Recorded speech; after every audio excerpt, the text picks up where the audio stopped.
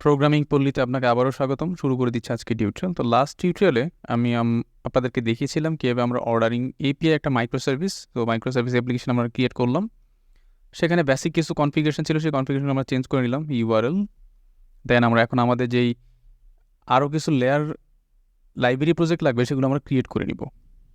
ওকে, যেহেতু আমরা এখানে ডোমেইন ড্রিভেন ডিজাইন ইউজ করব, আর্কিটেকচার ইউজ করব, ফলো করব, সো আমরা এখানে কিছু অ্যাপ্লিকেশন ক্রিয়েট করে নেব লাইব্রেরি প্রজেক্ট। আমরা এক এক করে আমাদের প্রজেক্টগুলো ক্রিয়েট করি। সো অর্ডারিং ফোল্ডারে আমি রাইট ক্লিক করলাম, অ্যাড নিউ প্রজেক্ট। আমরা নতুন প্রজেক্ট অ্যাড করব।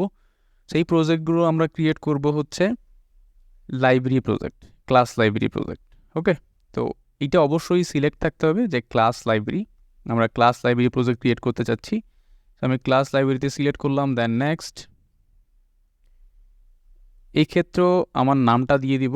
সো নামটা হচ্ছে অর্ডারিং ডট ডোমেইন। আমার একটা অ্যাপ্লিকেশান থাকবে ordering dot domain library project. এই প্রজেক্টে আমরা শুধু আমাদের যত এন্টিটি মডেল আছে সেই মডেলগুলো আমরা এই ডোমেইন ফোল্ডারের মধ্যে থাকবে। লোকেশনটা চেঞ্জ করে নিব, সার্ভিসেস ফোল্ডার অর্ডারিং ফোল্ডারের মধ্যে আমি এটা সিলেক্ট করে দিলাম। দেন হচ্ছে নেক্সট।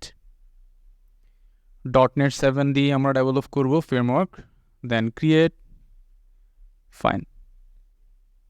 তো আমাদের অর্ডারিং ফোল্ডারের মধ্যে আমাদের আরেকটা লাইব্রেরি প্রজেক্ট ক্রিয়েট করে ফেললাম, সেটা হচ্ছে অর্ডারিং ডট ডোমেইন। নাইস। আরেকটা প্রজেক্ট ক্রিয়েট করব সেমভাবে, ক্লাস লাইব্রেরি প্রজেক্ট ক্রিয়েট করব, অ্যাড নিউ প্রজেক্ট, সিলেক্ট করব এখানে ক্লাস লাইব্রেরি, নেক্সট ক্লিক করলাম।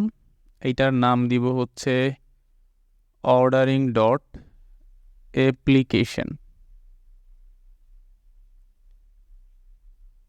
আমি লোকেশনটা চেঞ্জ করব, অর্ডারিং, সিলেক্ট ফোল্ডার, দেন হচ্ছে নেক্সট, দেন ক্রিয়েট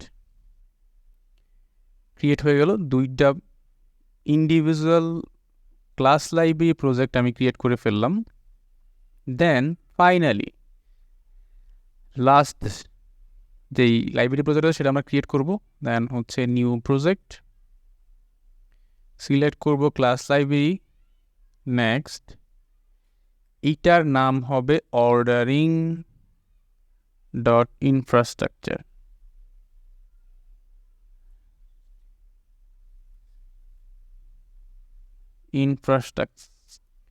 সো এটার নাম দিলাম আমরা অর্ডারিং ডট ইনফ্রাস্ট্রাকচার। এইটারও লোকেশন চেঞ্জ করে নিব,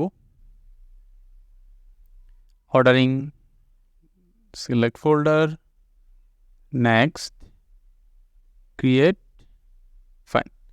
তা আমরা সবগুলো একটু ফোল্ডার স্ট্রাকচার ঠিক আছে কিনা, আমাদের সেম যেই ফোল্ডারে আসার কথা সেই ফোল্ডারে আসছে কিনা সেটা আমরা চেক করব।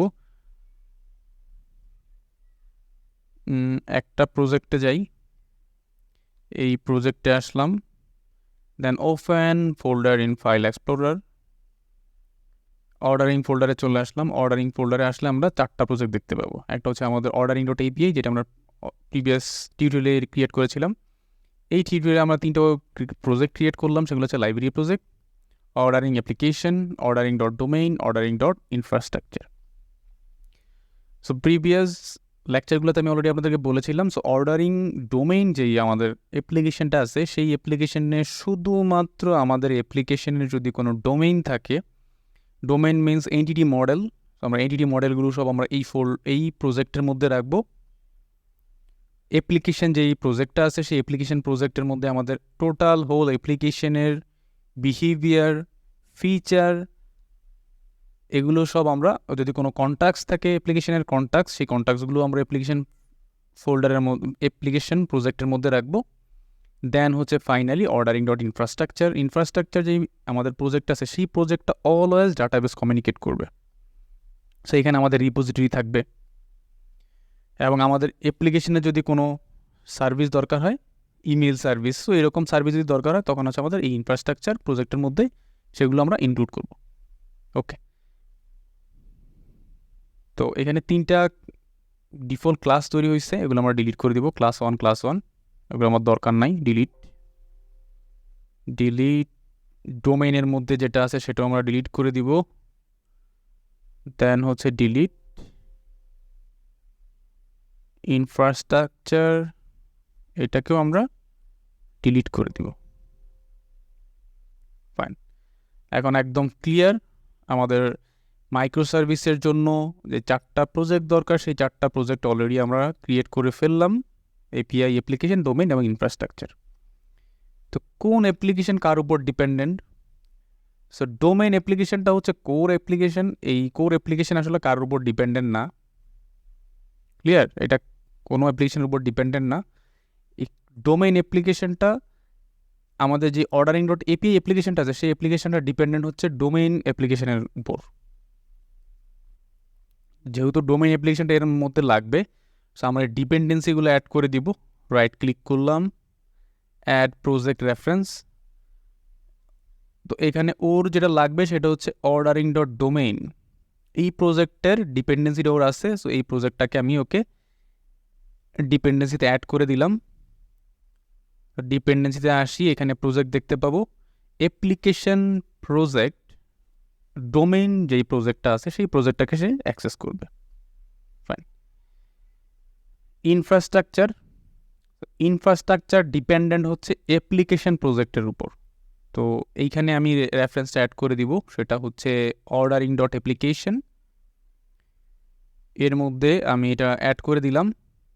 আমি যদি এই প্রজেক্টকে ডাবল ক্লিক করি, আমি এখানে দেখতে পাবো প্রজেক্ট রেফারেন্স হিসেবে আমাদের ordering dot application CS browse, সেটা ডিপেন্ডেন্সিটা অ্যাড হয়ে গেল।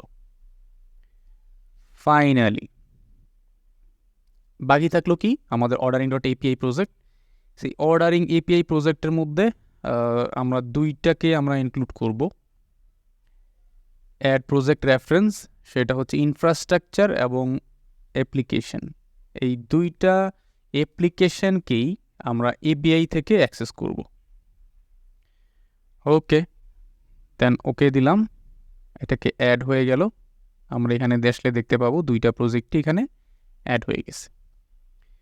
তো এই ছিল আমাদের আজকে টিউটোরিয়ালে। আমরা আমাদের অর্ডারিং মাইক্রো সার্ভিসের জন্য আলাদা যে প্রজেক্টগুলো দরকার ছিল সেগুলো আমরা ডেভেলপ করলাম, কার উপর কে ডিপেন্ডেন্ট সেগুলোর ডিপেন্ডেন্সিগুলো অ্যাড করে দিলাম। পরবর্তীতে আমাদের যে এনটিটি মডেল আছে সেই এনটিটি মডেলগুলো নিয়ে আলোচনা করব এবং এনটিটি মডেল ডেভেলপ করব। তো সে পর্যন্ত ভালো থাকবেন, সাথেই থাকবেন। আল্লাহ হাফেজ।